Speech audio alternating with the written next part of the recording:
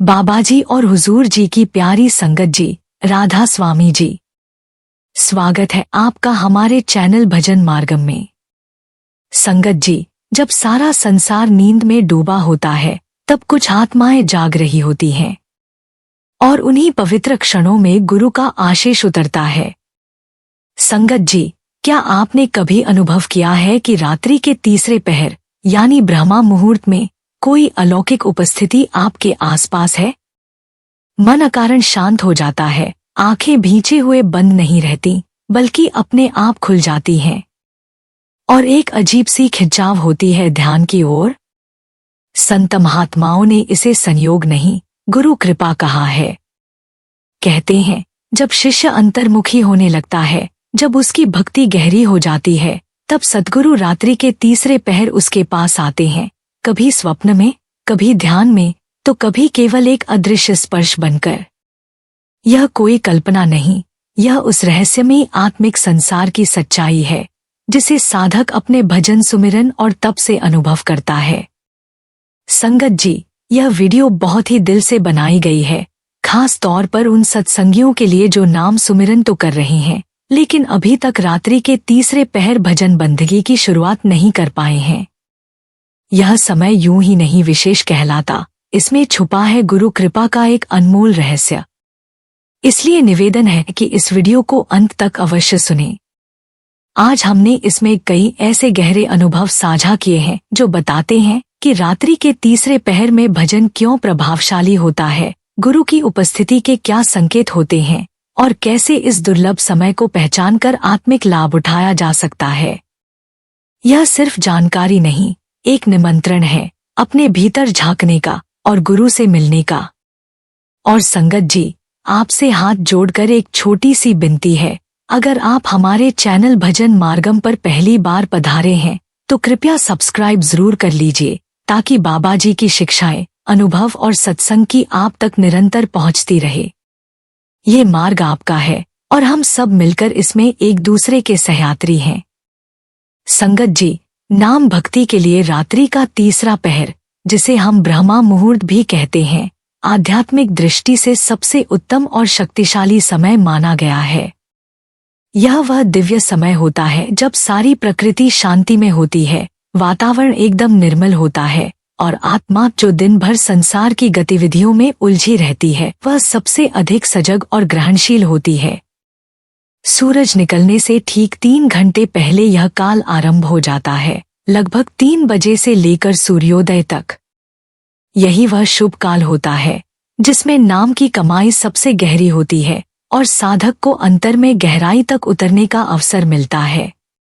जो सत्संगी इस समय भजन सुमिरन करना प्रारंभ कर देते हैं, उनकी रहनी सहनी, सोच विचार और आत्मिक उन्नति का मार्ग स्वतः ही बदल जाता है। उनकी चाल ढाल, उनकी दिनचर्या, यहाँ तक कि उनकी वाणी और दृष्टि में भी एक प्रकार की दिव्यता आ जाती है। सभी चाहते हैं कि वे भी सुबह 3 बजे उठकर भजन करें, क्योंकि यह समय गुरु चरणों से सीधा जुड़ने का और आत्मा को परमात्मा की ओर ले जाने का राजपथ है। पर संगत जी, केवल चाहने से कुछ नहीं होता, यह एक अनुशासन, समर्पण और गुरु प्रेम की मांग करता है। आप कभी उन गुरु प्रेमियों से मिलिए जो वर्षों से इस पहर में उठकर नाम सुमिरन करते आ रहे हैं।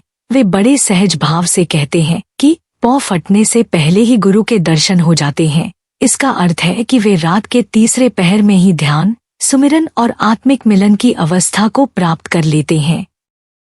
इस समय उनका मन संसार से हटकर पूरी तरह गुरु और शब्द में लीन हो जाता है।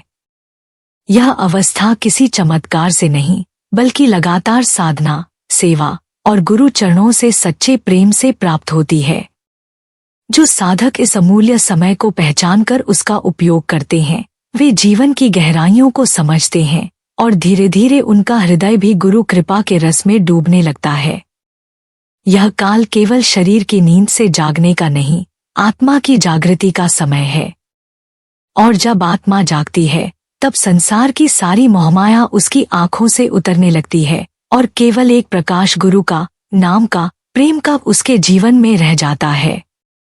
संगत जी, जब हम कहते हैं कि कोई साधक गुरु के दर्शन करने लगता है तो उसका अर्थ केवल इतना नहीं होता कि वह उठकर घर में लगी गुरु महाराज की तस्वीर को देख लेता है और उसे दर्शन मान लेता है। गुरु दर्शन केवल बाहरी आंखों से देखने की बात नहीं है, बल्कि यह तो आत्मिक अनुभव है, ऐसा अनुभव जिसमें साधक अपने अंतर में जाकर सद्गुरु की दिव्य झलक पाता है। जो साधक रात्रि के तीसरे पहर में नियमित रूप से नाम सुमिरन करने बैठते हैं, वे धीरे धीरे इस गहराई तक पहुंचने लगते हैं। उनके लिए यह समय केवल एक साधना नहीं रह जाता, बल्कि एक आत्मिक मिलन का पावन अवसर बन जाता है।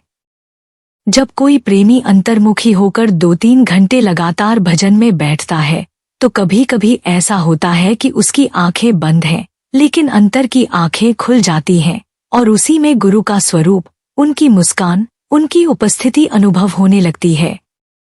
यह दर्शन केवल उन लोगों को संभव होता है जो सच्चे प्रेमी होते हैं, जिनके हृदय में गुरु दर्शन की तड़प, विरह की वेदना और मिलन की तीव्र इच्छा होती है। जब वे नाम सुमिरन में बैठते हैं, तो उनकी एक ही फरियाद होती है, हे गुरुदेव, बस एक बार दर्शन दे दो। यही सच्ची पुकार है, जो शब्द से होती हुई सीधे गुरु की आत्मा तक पहुंचती है। इस दर्शन की शुरुआत अक्सर साधक के सामने गुरु के बाहरी स्वरूप से ही होती है, जिसे उसने फोटो में, सत्संग में या वास्तविक जीवन में देखा है। यही रूप जब ध्यान में बार बार आने लगता है, तो धीरे धीरे वह स्थिर हो जाता है और फिर गुरु उस स्वरूप के पार जाकर अपने अंतर्यामी रूप में प्रकट होते हैं। यह सब रात्रि के तीसरे पहर में ही संभव हो पाता है, जब संसार की गति धीमी होती है और आत्मा की पुकार तेज। यही समय है जब गुरु और शिष्य के बीच की दूरी सबसे कम हो जाती है और सच्चे प्रेम के साथ किया गया सुमिरन गुरु के साक्षात दर्शन तक पहुंचा देता है। इसलिए संगत जी, यह समय खोने का नहीं, पहचानने और अपनाने का है। जो इस अमूल्य समय में बैठते हैं, वे केवल साधक नहीं, गुरु के सच्चे प्रेमी बन जाते हैं और वही प्रेमी अंततः गुरु के दर्शन का अमृत प्राप्त करते हैं। संगत जी, अब आइए समझते हैं कि इस पवित्र आध्यात्मिक यात्रा की शुरुआत आखिर की जाए तो कहाँ से की जाए। जब हम अंतर ध्यान की ओर बढ़ना शुरू करते हैं, तो सबसे पहला कदम होता है गुरु के स्वरूप पर ध्यान केंद्रित करना। क्योंकि हम परमात्मा के स्वरूप को नहीं जानते, हमने उसे देखा नहीं है, महसूस भी बहुत गहराई से नहीं किया है, लेकिन गुरु का स्वरूप हमारे लिए सजीव, साक्षात और पवित्र होता है। यही स्वरूप हमारे मन को एकाग्र करने का आधार बनता है। इसलिए भजन सुमिरन की शुरुआत इसी गुरु मूर्ति या गुरु रूप से की जाती है। जब हम तीसरे नेत्र यानी आज्ञा चक्र पर गुरु के स्वरूप का ध्यान करते हैं और अभ्यास के साथ बार बार उसी रूप को वहां देखने का प्रयास करते हैं, तो धीरे धीरे हमारा ख्याल उस स्वरूप के साथ टिकने लगता है। प्रारंभ में यह कठिन लगता है, मन भटकता है, रूप स्पष्ट नहीं होता, आंखें भारी लगती हैं, लेकिन अभ्यास करने पर यही गुरु रूप हमारे लिए शांति का केंद्र बन जाता है। हमारे जीवन में जहां हर समय विचारों की भीड़ रहती है, संसार के दृश्य मन को खींचते हैं, वहां यह गुरु का रूप एक ऐसी स्थिरता देता है जो कहीं और से नहीं मिलती। और संगत जी, जब साधक की ध्यान में टिकाव की शक्ति बढ़ने लगती है, तो एक अद्भुत परिवर्तन शुरू होता है। पहले जो गुरु का स्थूल, भौतिक स्वरूप था, वह धीरे धीरे सूक्ष्म, नूरानी स्वरूप में बदलने लगता है। यह कोई कल्पना नहीं है, बल्कि अभ्यास का फल है।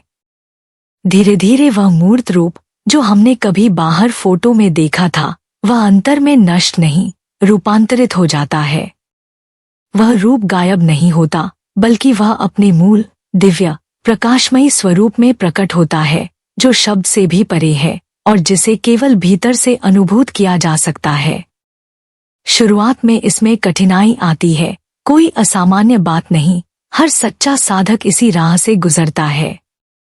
लेकिन जो निरंतरता से, प्रेम से और गुरु पर पूर्ण विश्वास के साथ इस अभ्यास में लगा रहता है, उसे बहुत जल्दी ही गहरे आंतरिक शांति के अनुभव मिलने लगते हैं। तब साधक को यह समझ आने लगता है कि असली भजन यही है, भीतर गुरु रूप में लीन हो जाना और वहीं बैठकर गुरु से आत्मा की बात कहना। यही वह अवस्था है जहां गुरु न केवल दिखाई देते हैं, बल्कि अनुभव में उतरते हैं, बात करते हैं, मार्गदर्शन देते हैं और शिष्य के जीवन का अंधकार मिटाने लगते हैं। इसलिए संगत जी, इस गुरु स्वरूप से शुरुआत करना केवल एक तकनीक नहीं, बल्कि एक पवित्र प्रेम का द्वार है, जो धीरे धीरे आत्मा को उस सूक्ष्मतम परम सत्य तक पहुंचा देता है। संगत जी, अब सोचिए, गुरु से मिलने का, परमात्मा से जुड़ने का, अंतर में उतरने का जरिया आखिर है क्या? कोई बाहरी उपाय नहीं, कोई विशेष यंत्र या कोई रहस्यमयी प्रक्रिया नहीं। केवल एक ही मार्ग है, भजन सुमिरन का। बस उसी पर बैठना, उसी में लीन हो जाना। यही वह पवित्र साधना है जो आत्मा को उसके मूल से जोड़ती है। और जब सुमिरन में मन पूरी तरह टिक जाता है, तो फिर जो कुछ भी पहले तक असंभव लगता था, वह सब स्वतः संभव होने लगता है। साधक कहते हैं कि भजन करते समय शरीर में दर्द होता है, पीठ दुखती है, गर्दन झुक जाती है, पैर सुन्न हो जाते हैं, लेकिन जब ध्यान स्थिर हो जाता है तो यह सब कुछ जैसे अस्तित्व ही नहीं रखता। शरीर में जो तापमान है, गर्मी है या सर्दी, वह भी अनुभव से बाहर हो जाता है, क्योंकि अब साधक शरीर से नहीं, बल्कि आत्मा से अनुभव कर रहा होता है। उसका मन अब न शरीर में है, न संसार में, वह तो अब गुरु प्रेम की उस धारा में बह रहा होता है, जहाँ केवल एक लक्ष्य रह जाता है, प्रेममय मिलन। अब आप स्वयं विचार करें, जहाँ सामान्य व्यक्ति 5 से 10 मिनट भी एक स्थान पर बैठकर सुमिरन नहीं कर पाता, वहीं एक सच्चा अभ्यासी 3-4 घंटे लगातार एक ही बैठक में स्थिर बैठा रहता है, बिना थके, बिना हिले। यह चमत्कार नहीं, बल्कि विरह का प्रभाव है। गुरु प्रेम और विरह जब आत्मा के भीतर जाग जाते हैं, तो वह शरीर की सीमाओं से परे हो जाती है। जैसे संत कहते हैं, विरह बड़ो बैरी भयो, हृदय धरे ना धीर, सुरत सनेही ना मिले, तब लग घट की पीर। यह विरह साधारण पीड़ा नहीं है, यह उस आत्मा की कराह है, जो अपने प्रियतम से बिछड़ी हुई है। आत्मा का सबसे गहरा और सच्चा स्नेह सिर्फ परमात्मा से होता है। संसार के रिश्ते, मोह, आकर्षण, ये सब क्षणिक हैं। लेकिन जब आत्मा को गुरु का प्रेम मिल जाता है, जब नाम की मधुरता और गुरु के स्वरूप में उसका मन रमने लगता है, तब एक आग सी भीतर जलती है। वह आग होती है विरह की अग्नि, जो आत्मा को भजन में बैठने के लिए विवश करती है।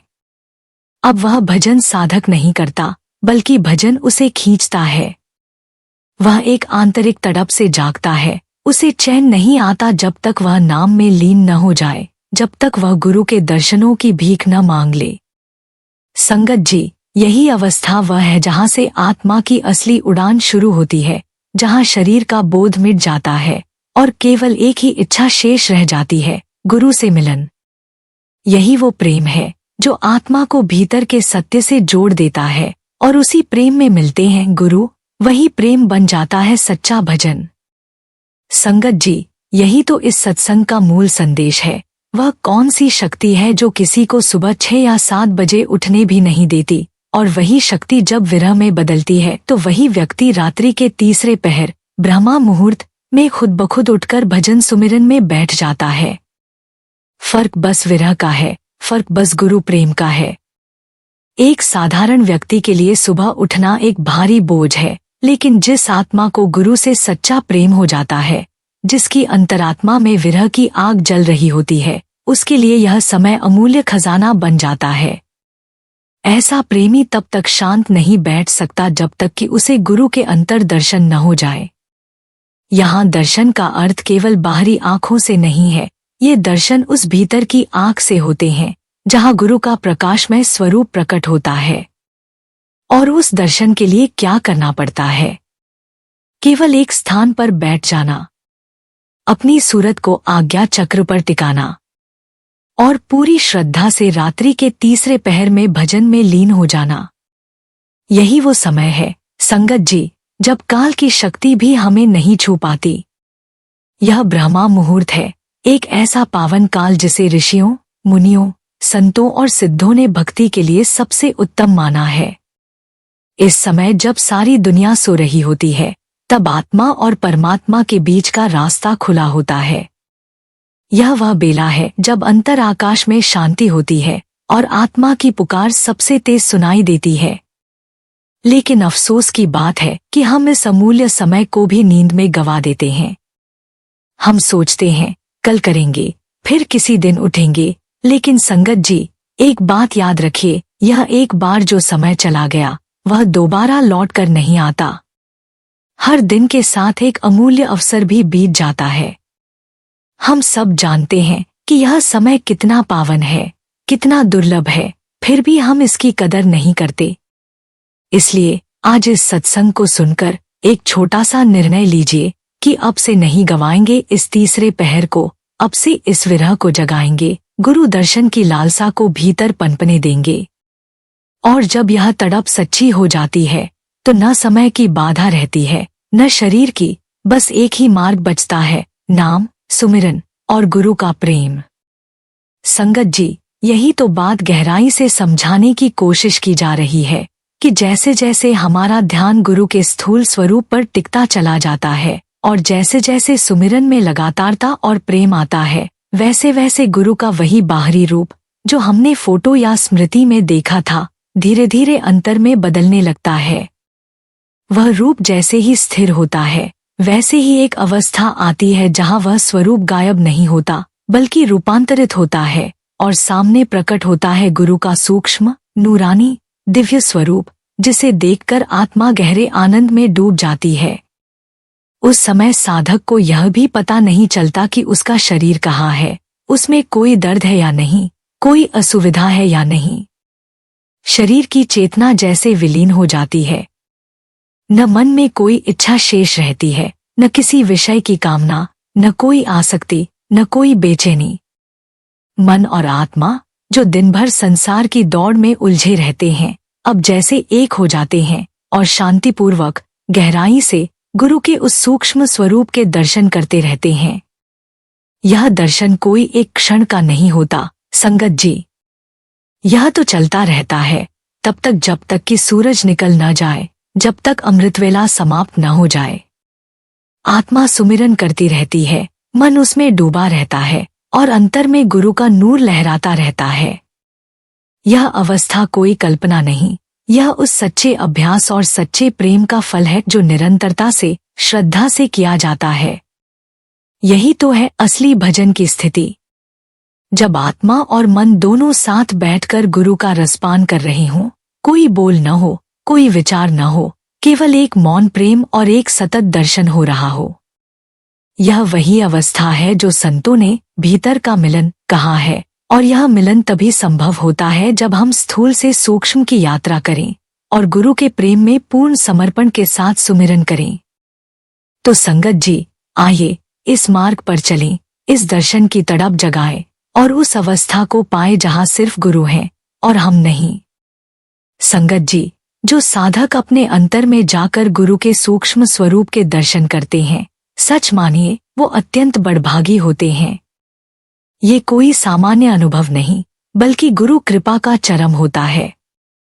ऐसे लोग संसार में रहते हुए भी संसार से ऊपर उठ चुके होते हैं। वे जानते हैं कि यह जीवन केवल खाने, पीने और वर्ल्डली कामों तक सीमित नहीं है, यह तो गुरु से मिलने की यात्रा है। सुबह के तीसरे पहर में जब वे अंतर में उतरकर गुरु के नूरानी रूप का अनुभव करते हैं, तो वह पल उनके लिए एक आंतरिक महापर्व की तरह होता है। लेकिन संगत जी, यही बात उन्हें विशेष बनाती है कि उस उच्चतम आध्यात्मिक अनुभव के बाद भी वे साधक संसार के अपने कर्तव्यों से नहीं भागते। जब सूरज चढ़ता है तो वे भी अपने काम पर लग जाते हैं, चाहे वह नौकरी हो, व्यापार हो, परिवार का पालन पोषण हो या कोई भी सामाजिक जिम्मेदारी। लेकिन फर्क यह होता है कि अब उनका शरीर तो संसार में काम कर रहा होता है, पर मन और सूरत सदा शब्द और गुरु के स्वरूप से जुड़ी रहती है। वे हर काम में, हर जिम्मेदारी में अपने ख्याल को गुरु के साथ जोड़े रखते हैं। जब वे किसी से बात कर रहे होते हैं तो अंदर से उनका ध्यान गुरु रूप में ही होता है। जब वे घर के काम, ऑफिस के काम या व्यापार में लगे होते हैं, तब भी उनका अंतरस्थ प्रेम गुरु में डूबा रहता है। यही है असली साधक की पहचान। संगत जी, जो संसार में रहते हुए भी अंतर से जुड़ा रहता है। वह केवल भजन का समय अलग नहीं रखता, बल्कि भजन को अपने जीवन का हर क्षण बना लेता है। सुबह उसने जो ख्याल गुरु से जोड़ा, उसे दिन भर विचलित नहीं होने देता। उसकी दिनचर्या चाहे जैसी भी हो, उसका अंतर जीवन सदा प्रेम, स्मृति और श्रद्धा से भरा रहता है। तो संगत जी, इस मार्ग पर चलने वाले साधक बाहरी नहीं, भीतरी जीवन जीते हैं। वे संसार के कर्म भी करते हैं और आत्मा की कमाई भी। वे इस संसार में भेजे गए अपने कर्तव्यों को भी निभाते हैं और उस मालिक के दरबार में लौटने की तैयारी भी करते हैं, हर दिन, हर पल, हर सांस। संगत जी, अब जरा आगे की गहराई समझिए। जब ऐसे साधक पूरे दिन अपने सांसारिक कर्तव्यों को निभा लेते हैं, ईमानदारी से काम करते हैं, सेवा करते हैं, तो शाम को घर लौटते हुए उनका मन फिर उसी गुरु प्रेम में डूब जाता है। वे थके होते हैं, शरीर विश्राम चाहता है, लेकिन उनका हृदय कहता है, पहले गुरु के दर्शन करो, फिर भोजन लेना। और यह कोई परंपरा नहीं, यह तो भीतर से उठी हुई विरह की पुकार होती है। ऐसे प्रेमी तो गुरु के दर्शन के बिना भोजन भी नहीं कर सकते। उनके लिए सच्चा आहार तो गुरु का स्मरण और अंतर्दर्शन होता है। उनका मन छटपटाता है, आंखें भी बंद करने से पहले गुरु के स्वरूप की छवि देखना चाहती हैं। इसलिए जैसे ही वे घर पहुंचते हैं और थोड़ी देर आराम करते हैं, तो खाना खाने से पहले आसन लगाकर फिर से सुमिरन में बैठ जाते हैं। अब सोचिए संगत जी, सुबह ब्रह्मा मुहूर्त में गुरु का साक्षात्कार, फिर पूरा दिन गुरु के ख्याल में संसारिक कर्म, और अब रात्रि में फिर से गुरु से मिलन की प्यास। यही होती है एक सच्चे साधक की जीवन शैली। यह कोई बोझ नहीं, यह तो प्रेम की सहज धारा है। जिस आत्मा ने एक बार अंतर में गुरु का दर्शन कर लिया, वह बार बार उसी आनंद में डूबना चाहती है। और जब तक वह दर्शन न हो, वह बेचैन रहती है। उसकी आत्मा में एक प्रकार की मीठी वेदना, एक तड़प बनी रहती है। यही विरह ही तो उसकी कमाई है, यही उसे संसार में रहते हुए भी आध्यात्मिक ऊंचाई तक ले जाता है। धीरे धीरे उसका जीवन दो भागों में बंटता नहीं, बल्कि एक ही साधना में ढल जाता है। दिन में कर्म और सेवा, और सुबह शाम साक्षात दर्शन। उसका खाना, पीना, सोना सब गुरु के भाव में होता है। संगत जी, यह कोई साधारण जीवन नहीं, बल्कि गुरुमय जीवन होता है। ऐसा जीवन वह आत्मा जीती है जिसने गुरु को अपना सब कुछ मान लिया हो। और सच मानिए, यही जीवन धीरे धीरे उसे उस मंजिल की ओर ले जाता है जहां गुरु और शिष्य अलग नहीं रहते, बल्कि एक हो जाते हैं। संगत जी, यहाँ पर एक बहुत ही कोमल लेकिन गहराई से भरी बात सामने आती है कि कुछ ऐसे भी सौभाग्यशाली साधक होते हैं जो गुरु के स्वरूप के दर्शन बार बार अंतर में करते हैं। उनके जीवन में साक्षात्कार की अनुभूतियां भी होती हैं। फिर भी कभी कभी ऐसा समय आता है कि जब वे रात्रि के तीसरे पहर सुमिरन के लिए बैठते हैं, तो उन्हें गुरु के दर्शन नहीं होते। और कभी कभी शाम को भी, जब वे सारी दुनिया से निवृत्त होकर खाना खाने से पहले अपने बैठक में आसन लगाकर बैठते हैं, तब भी गुरु का नूर अंतर में प्रकट नहीं होता। अब यह स्थिति साधक के लिए थोड़ी पीड़ादायक अवश्य होती है, लेकिन साथ ही यह स्थिति बहुत पवित्र और परिपक्व भी होती है, क्योंकि यह अवस्था उस प्रेमी आत्मा की होती है जिसने गुरु को देखना, अनुभव करना और महसूस करना सीख लिया है। पर अब जब वह अनुभव नहीं होता, तो भीतर विरह की तीव्र वेदना और अधिक गहराई से जागती है। और यही तो असली भजन की कमाई होती है कि अब वह प्रेमी दर्शन के बिना अधूरा महसूस करता है। उसकी भूख भी अब दर्शन के अधीन हो गई है। यह कोई व्रत नहीं, कोई नियम नहीं, यह तो प्रेम की अवस्था है जहां वह भोजन तभी लेता है जब अंतर में गुरु का दर्शन हो चुका हो। और जब लेता है तो उतना ही जितना जरूरी है, जिससे रात के तीसरे पहर फिर से गुरु ध्यान में बैठने में कोई बाधा न आए। संगत जी, सोचिए कितना सुंदर और समर्पित जीवन है यह, जहां भोजन, नींद, विश्राम तक गुरु की कृपा और दर्शन के अधीन हो गए हैं। ऐसा जीवन कोई दिखावे के लिए नहीं, बल्कि अंदर की सच्ची तड़प से उपजा होता है। और जब कभी गुरु दर्शन न हो, तो इसका अर्थ यह नहीं कि गुरु दूर हो गए हैं, बल्कि यह एक और गहराई में उतरने का अवसर होता है। जैसे बादलों में सूरज छिप जाए तो उसका अर्थ यह नहीं कि सूरज नहीं है, वैसे ही गुरु हर समय पास हैं, बस कभी कभी अंतर का नेत्र उन्हें देख नहीं पाता। ऐसे समय में भी साधक बैठता है, सुमिरन करता है और उसी विरह को भी अपनी कमाई बना लेता है। क्योंकि संगत जी, जहाँ साक्षात्कार एक सुख है, वहीं विरह एक अग्नि है, और यह अग्नि आत्मा को गुरु से एकाकार कर देती है। संगत जी, यह जो संतमत की राह है, यह कोई साधारण समझ या सुनने की बात नहीं है। इसे केवल शब्दों से नहीं समझा जा सकता और न ही केवल सत्संग सुनकर इसका सार पूरी तरह आत्मसात किया जा सकता है। यह तो एक जीवंत अनुभूति का मार्ग है, जिसे तब तक नहीं जाना जा सकता जब तक हम इसके साथ अंतर में जाकर मित्रता न करें, जब तक हम इस मार्ग को जीवन में उतार न लें, अनुभव न करें। संतमत सुनने की नहीं, जीने की बात करता है, और उसके लिए सबसे पहली आवश्यकता है अनुशासन और अभ्यास। अब बात आती है रात्रि के तीसरे पहर की, उस अमूल्य समय की, जिसे संतों ने साक्षात प्रभु से मिलने का समय कहा है। लेकिन संगत जी, जब तक आप इस समय उठने का अभ्यास नहीं करोगे, तब तक यह केवल एक सुंदर कल्पना बनकर रह जाएगी। सोते रहोगे उस समय तो कैसे आत्मा जागेगी? अभ्यास ही वह सीढ़ी है जिससे आत्मा अपने मूल की ओर लौटती है। और यह अभ्यास केवल रात से नहीं, दिन से ही शुरू होता है। मैं तो कहूँगा, दिन निकलते ही शुरुआत कर दो। दिन भर कोई ऐसा कार्य मत करो जिससे रात्रि को सोते समय पश्चाताप करना पड़े।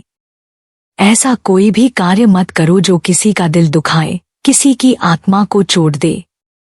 क्योंकि यदि दिन में अशांति बोओगे तो रात को जागरण कैसे होगा? दिन भर का व्यवहार ही रात्रि की तैयारी होता है। अगर दिन में वाणी संयमित, कर्म पवित्र और मन निर्मल रखा जाए तो रात को सोते समय मन हल्का होता है और आत्मा सहज उठ जाती है। और जब रात्रि आती है तब भी भोजन में संयम रखो, अल्प आहार लो, ताकि सुबह उठते समय शरीर भारी न हो, आलस्य न घेरे और सुमिरन में मन तुरंत लग जाए। अब संगत जी, असली बात यह है, जितना प्रेम होगा, जितनी तड़प होगी, उतनी ही तीव्र होगी गुरु के दर्शन की चाह, और उतना ही गहरा होगा आनंद उस सुमिरन में। यही तो है गुरु प्रेम का प्रताप, जब आत्मा के अंदर से गुरु के साक्षात्कार की छटपटाहट उठती है, और वह छटपटाहट ही हमारी सच्ची कमाई बन जाती है। इसलिए संगत जी, संतमत को सिर्फ सुनो मत, जीवन में उतारो, अभ्यास में लगो, और रात्रि के तीसरे पहर उस अमूल्य समय में उठकर गुरु से मिलने की तैयारी करो।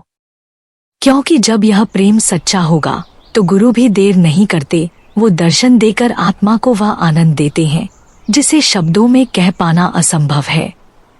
संगत जी, अब बात आती है उन साधकों की जो हर रोज पूरे प्रेम और श्रद्धा से भजन सुमिरन के लिए बैठते हैं, रात्रि के तीसरे पहर जागते हैं, आंखें बंद करके गुरु का ध्यान करते हैं, सुमिरन करते हैं। लेकिन उस दिन ना कोई दर्शन होते हैं, ना कोई ध्वनि, ना अंतर का कोई अनुभव। ऐसे दिन उनके लिए जैसे एक तूफान बनकर आता है। वो साधक बाहर से सामान्य लगते हैं, लेकिन भीतर ही भीतर रो रहे होते हैं। सारा दिन जैसे कोई अप्रिय घटना घट गई हो, कोई अपनों से बिछड़ गया हो, ऐसा दर्द उन्हें भीतर सालता रहता है। वे काम भी करते हैं, लेकिन जैसे मन में कोई भारी बोझ लिए हुए हों। और हर पल, हर सांस में वे बस गुरु से ही फरियाद करते हैं, बाबा जी, मुझसे कौन सी गलती हो गई? क्या मेरे आहार में कोई अशुद्धि थी?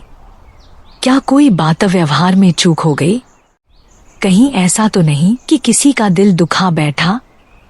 यह आत्मा की सच्ची तड़प है संगत जी। और जब यह सवाल भीतर से उठता है तो समझिए कि आत्मा अब जाग गई है, उसे गुरु से बिछड़ने की पीड़ा हो रही है। और यही पीड़ा, यही विरह उसे फिर उसी प्रेम मार्ग की ओर खींच लाता है। अब देखिए, गुरु दर्शन देने तो आते ही हैं, ये उनकी कृपा का नियम है। हमें तो बस अपनी हाजिरी लगानी है, प्रेम से बैठ जाना है, श्रद्धा से सुमिरन करना है। लेकिन जिस दिन हम अपने भीतर हल्का भी विकार, अनुशासन की कमी या गंभीरता में ढील ले आते हैं, उस दिन हमारी सूरत गुरु स्वरूप को पकड़ नहीं पाती और हमें दर्शन नहीं होते। और जब ऐसा लगातार होता है, सुबह भी दर्शन नहीं हुए, शाम को भी नहीं हुए, तो साधक की हालत ऐसी हो जाती है जैसे आत्मा बेचैन हो, चैन छिन गया हो। रात्रि का तीसरा पहर आने से पहले ही वह नींद को त्याग देता है, क्योंकि अब उसे केवल एक ही बात चाहिए, गुरु के दर्शन। और जब वो फिर भजन में बैठता है, मन शांत करता है, आंखें मूंदता है, ख्याल को गुरु स्वरूप पर टिकाता है, और जब वह गुरु कृपा से दर्शन पा जाता है, तो उसके भीतर की सारी बेचैनी, सारी वेदना शांति में बदल जाती है। जैसे किसी ने सीने से लगा लिया हो, जैसे एक टूटी हुई आत्मा फिर से जुड़ गई हो, जैसे विरह के आंसू प्रेम के दर्शन में समा गए हों। संगत जी, यही तो है सच्चे प्रेम की यात्रा, जहाँ नित्य भजन हो, पर हर दिन एक नई तड़प, एक नई प्रतीक्षा, और हर दर्शन एक नया जन्म हो जाता है। और यही संतमत की असली कमाई है। गुरु के दर्शन के बिना आत्मा को चैन न आए, और दर्शन होते ही सारा जगत तृप्त लगने लगे। संगत जी, तो अब आइए पूरे सत्संग का सार, इसका निचोड़ एकदम साफ रूप में समझते हैं। देखिए, संतों ने जो बात हमें समझाई है, वह कोई भारी भरकम ज्ञान नहीं, बल्कि एक सीधा, सच्चा और आत्मा को छू जाने वाला संदेश है। और वह संदेश है, रात्रि का तीसरा पहर हमारे लिए सबसे बड़ा अवसर है, सबसे महान ब्रह्मा मुहूर्त है। यह समय कोई सामान्य समय नहीं, यह वो घड़ी है जब सारी सृष्टि शांत होती है, जब आत्मा और परमात्मा के बीच कोई व्यवधान नहीं होता। यह वह क्षण है जब गुरु स्वयं अपने प्रेमियों को दर्शन देने आते हैं, पर एक शर्त है, हमें बैठना होगा, जागना होगा, तैयार रहना होगा। संगत जी, हमसे बस इतना ही कहा जा रहा है, इस वक्त उठिए, थोड़ा ही सही लेकिन उठिए। अगर पूरा समय भजन में दे सके तो बहुत उत्तम, लेकिन अगर ऐसा संभव न हो तो कम से कम कुछ क्षणों के लिए ही सही, लेकिन भजन सुमिरन के लिए बैठिए जरूर। गुरु वंदना करिए, नाम का जाप करिए, प्रेम से अपने गुरु का स्मरण करिए। इस समय का जो भी लाभ उठा लेता है, वही जीवन की सबसे ऊंची साधना को छू सकता है। यही समय है जब आत्मा की पुकार सबसे अधिक गूंजती है, और यही वह वक्त है जब गुरु कृपा भी सबसे अधिक बरसती है। तो संगत जी, यह सत्संग कोई सिर्फ सुनने की बात नहीं, यह एक पुकार है, एक सच्ची आत्मिक प्रेरणा है कि हम अपनी जीवन शैली को इस दिशा में मोड़े। रात्रि के तीसरे पहर में उठें, भजन करें और गुरु की गोद में बैठकर अंतर दर्शन की यात्रा करें। यही संत मत है, यही प्रेम मार्ग है, और यही है हमारी आत्मा की सच्ची प्यास का उत्तर। संगत जी, अगर आपको यह वीडियो अच्छा लगे तो कृपया इसे जरूर आगे शेयर कीजिए। मान लीजिए आपने यह वीडियो किसी संत संगी को भेज दिया, जब वह इसे सुनेगा तो निश्चय ही भजन से मन करेगा। मुझे पूरा यकीन है, और आपको भी होगा, कि जब कोई सच्चे भाव से सत्संग सुनता है तो वह जरूर कुछ समय के लिए भजन पर बैठता है, चाहे केवल 10 मिनट के लिए ही क्यों न हो। और जब वह 10 मिनट भी भजन करता है तो उस पर भी और आप पर भी बाबा जी की अपार कृपा होती है। क्यों? क्योंकि आपने सत्संग शेयर किया, वह सत्संग किसी और तक पहुंचा, उसने उसे सुना और सुनकर सिमरन में बैठ गया। यही सत्संग का वास्तविक फल है। जो बहन सुन रही है वह अपने भाई को भेज दे, भाई बहन को भेज दे, माता पिता बच्चों को भेजें, और इस तरह पूरे परिवार में यह सत्संग गूंजे, ताकि सबका ध्यान बाबा जी की ओर लगे और सब भजन सिमरन में जुड़ जाए। जब किसी के भजन सिमरन का माध्यम आप बनते हैं तो बाबा जी आपसे अत्यंत प्रसन्न होते हैं और आप पर दया मेहर बरसती है। इसलिए हाथ जोड़कर आपसे विनती है, इस सत्संग वीडियो को अधिक से अधिक संगत में भेजें, ताकि सब इसका लाभ लें और सद्गुरु की कृपा के पात्र बनें। और संगत जी, जो भी इस चैनल पर नए हैं, कृपया चैनल को सब्सक्राइब करें और कमेंट बॉक्स में राधा स्वामी जी लिखें। साथ में अपने शहर का नाम और बाबा जी या हजूर जी का नाम लेकर पूरे प्रेम से जुड़ जाएं। राधा स्वामी जी।